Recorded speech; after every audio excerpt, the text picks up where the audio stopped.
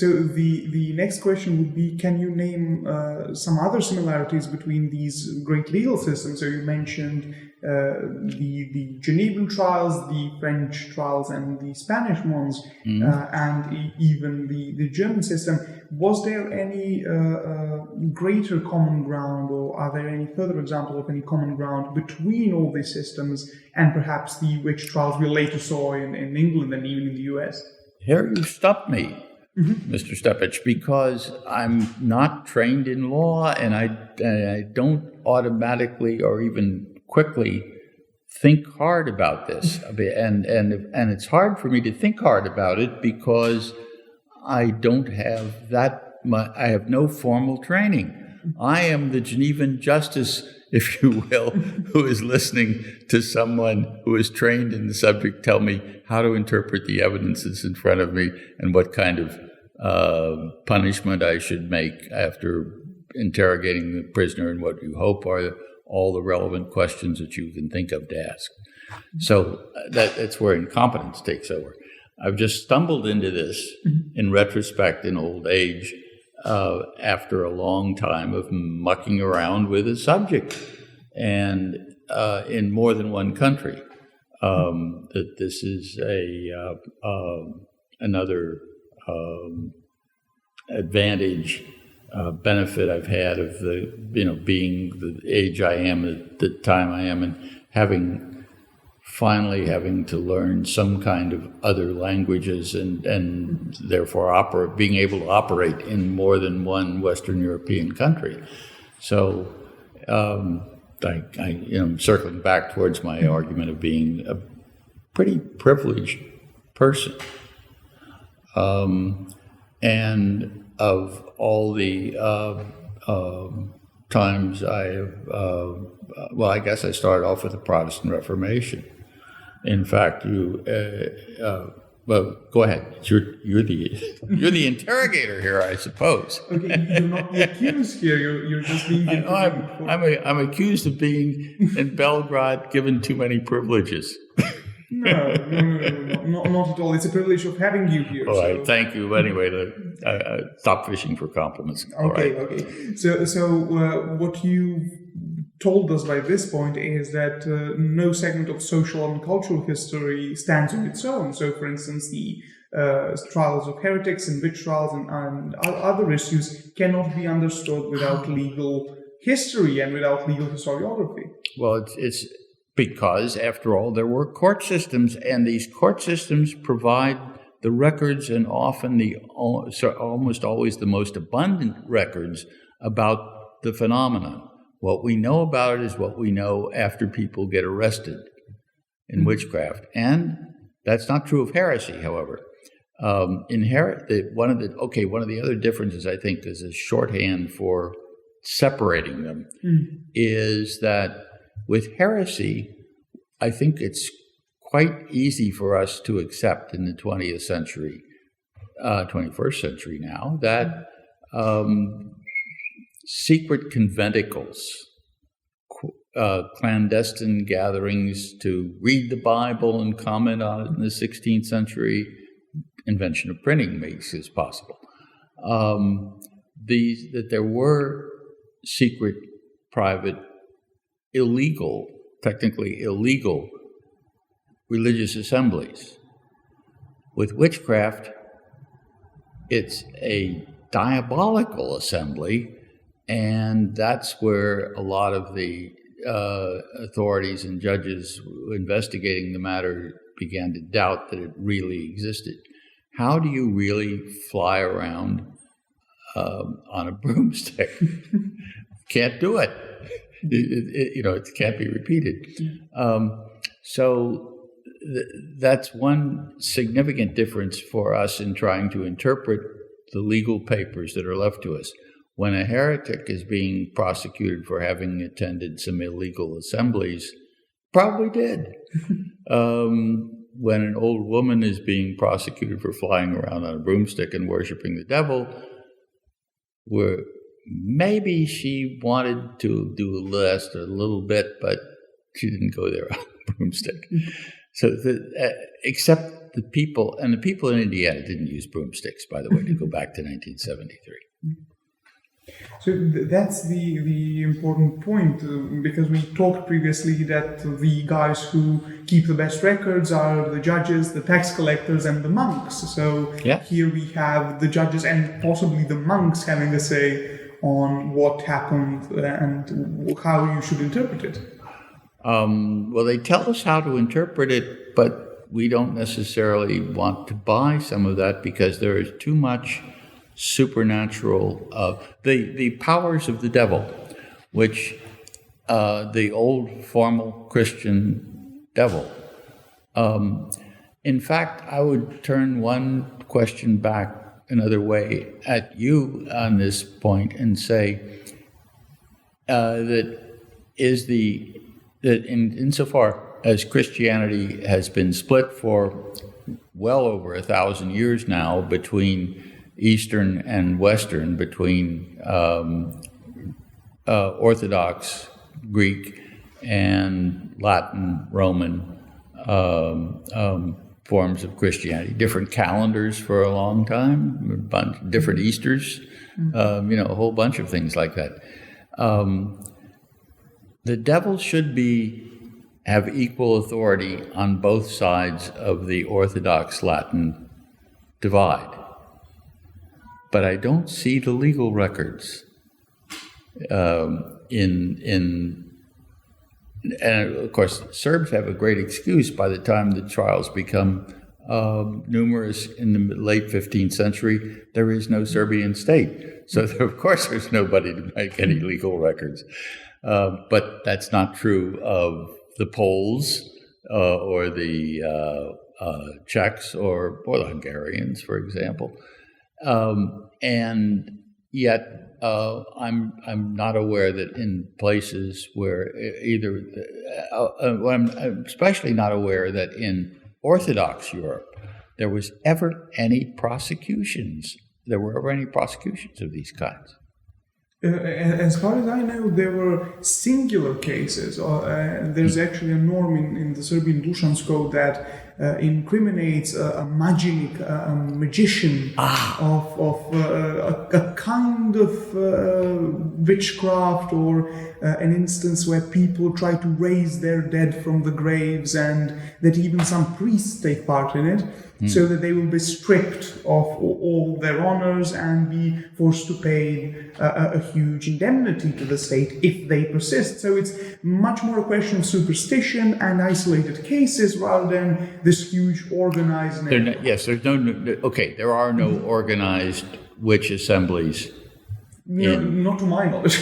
All right, well, we are groping towards one of the cultural differences between Eastern and Western Christianity, and how it plays out, and how come I can riffle through all my records in Geneva and the Spanish Inquisition in Madrid and the Parliament of Paris, and there's no analog in Ivan the Terrible's Russia. I don't think so. I don't think so either.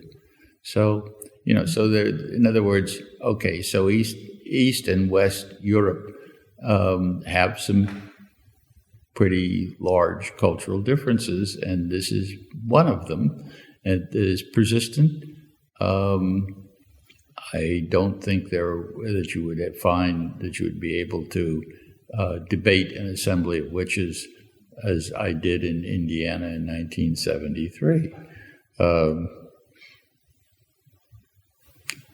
So no covenant of witches here, neither good nor bad, but we do have some interesting oral tradition about kind of mythological creatures like vampires and werewolves. Yes. And the whole shebang. So I think that we kind of stuck to more of that primordial hearsay and oral tradition kind of superstition, rather than, it's a significant cultural phenomenon and it needs to be fought off and wind up in the hands of lawyers and judges. Okay. So if you would ask modern lawyers, they would kill for some more work, but I don't think it would be interesting enough for us here. Did you use the word kill knowingly in that sentence? Never, because that's what's going to get me into one of the, well, anyway, go ahead. There's some other questions that I know you want to ask. No, I cannot ask them, but still, it's interesting to hear your hot takes on some of these kind of issues. We can return, of course, if you wish, to heresy and other phenomenons, but I would like to ask you... I was going to say, I do have one piece in my bibliography, a conference in England in the early 1990s, where I tried to compare executions for heresy with executions for witchcraft, which I can link to some of the remarks I made pretty recently here, all right? Simple, stupid, original historical questions. When did it happen? And the answers that I was going to come up with are what I wrote the paper about, made the presentation in England in 92, another conference, was the chronology of prosecutions and executions for witchcraft and prosecutions and executions for heresy. And the curiosity chronologically is that there is a very great wave of trials for witchcraft in the late 15th century, the time of the notorious Malleus Maleficarum, the Hammer of Witches by Dominican monks. And it spins over in a lot of French-speaking areas as well. There's a whole cottage industry of early witchcraft trials, late medieval, which go, say, 1480 to 1520. There's a large cycle of places in different parts of Europe where we really do know that a lot of people were executed for maleficium, for heretical magic. And exactly what details are varies a lot. But this stops almost completely, or drops off. If you could graph the executions for heresy, it goes zooming up around 1490 or so and stays pretty high and into the 1520s, and then drops and there's a 60-year span between the mid-1520s, or at least a 40-year span in the mid-1560s, when there are almost no recorded prosecutions for witchcraft. On the other hand, between the mid-1520s and the mid-1560s, there are enormous numbers of recorded prosecutions for heresy. The most important victims were people known as Anabaptists. I don't know if you're familiar with them, all right? They still exist, which is nice because it means they have their own historical journals and stuff like that, and college faculties, and, it's different from the debate with the witches. This guy is attempt to go with it. See the title? And it starts as a parody of Martin Luther's 95 Theses, except I only have about 10 of them. So this was actually delivered in that form and was edited by the authorities, right? So there was a nice reception of it. So yeah. Okay. Anyway, so I've tried to, in other words, I don't know how to explain this, or rather, I can explain it.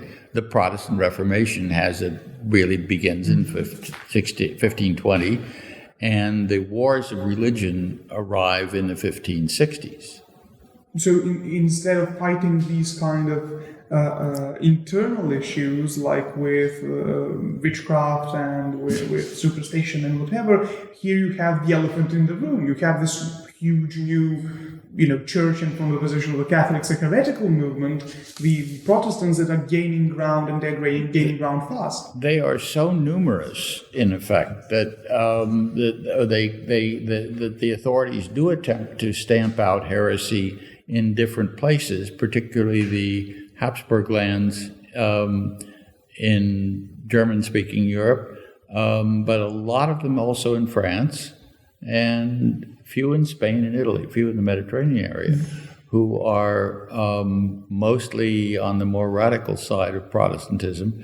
The Protestants compose a martyrology, and the Anabaptists there's at least two different martyrologies which don't overlap, and there's a couple of minor ones. But the point is that you have historical sources written by the victims, which will never be the case with witchcraft. The heresy trials, therefore, operate in a different way, and that was what I was really interested in the Parlement of Paris, where you have the best trained jurists in Roman law, probably in Western Europe, confronting an heretical movement, but they don't have canon law training. They are, in fact, getting a lot of their business by having cases evoked to them from ecclesiastical courts. The ultimate word in France is justice is in the hands of the king and not the church.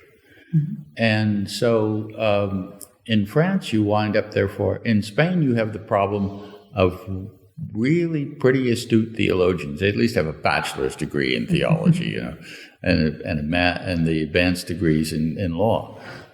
In Paris, you have people with the advanced degrees in law, but almost never a bachelor's in theology. So they're reverse of each other. Mm-hmm. So you have these kind of secular, let's call them jurists, having to face kind of religious matters because the king in France is le roi très chrétien, the most Christian king. Yes, he's required to repress heresy. Okay. But the heretics become so damn numerous that they literally exceed the capacities of the jails in which they are, the Parlement of Paris' jail.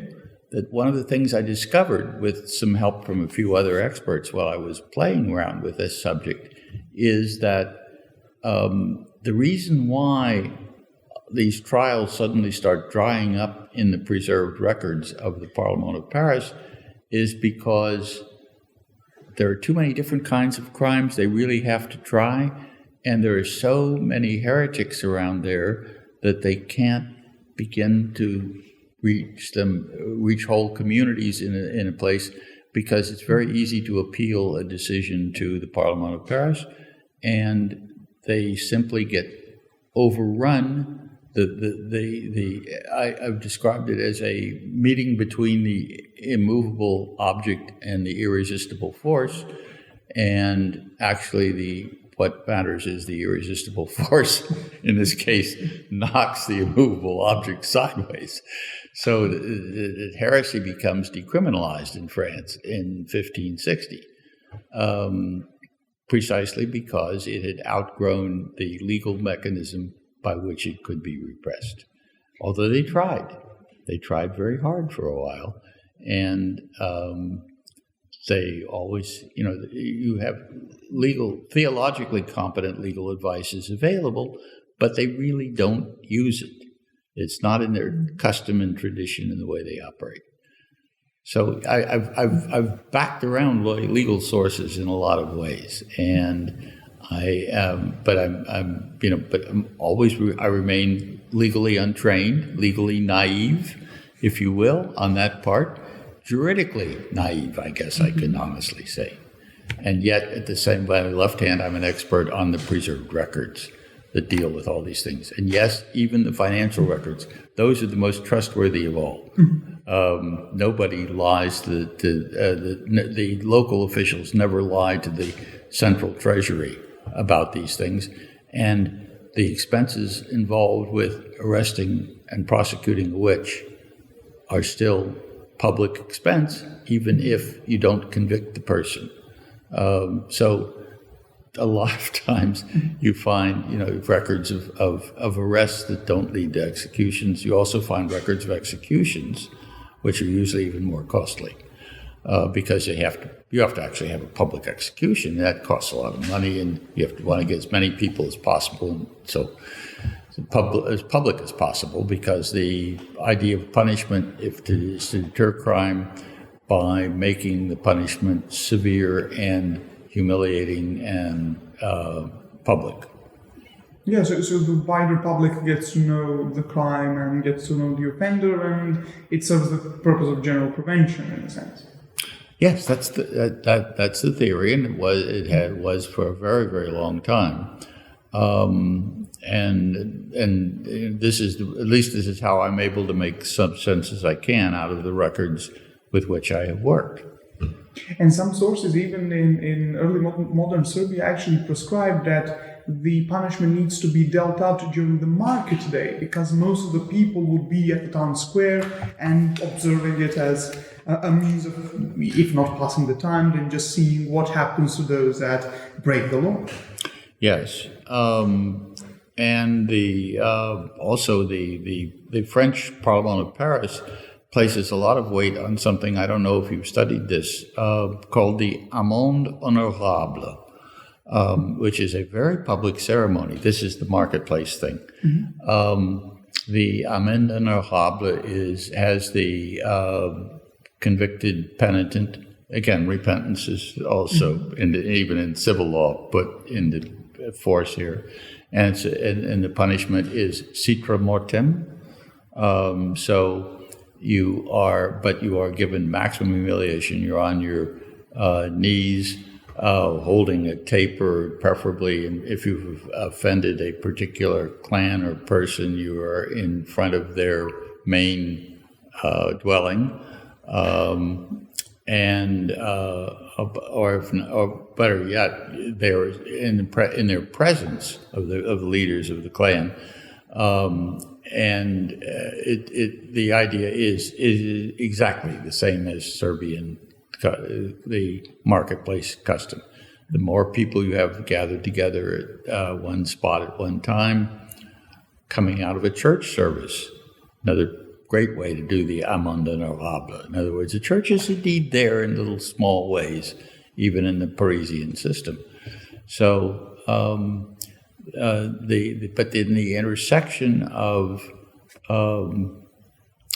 what we might call ecclesiastical and secular justice in the early modern period is more intricate, maybe, than I usually bothered to admit in my head and in my writings.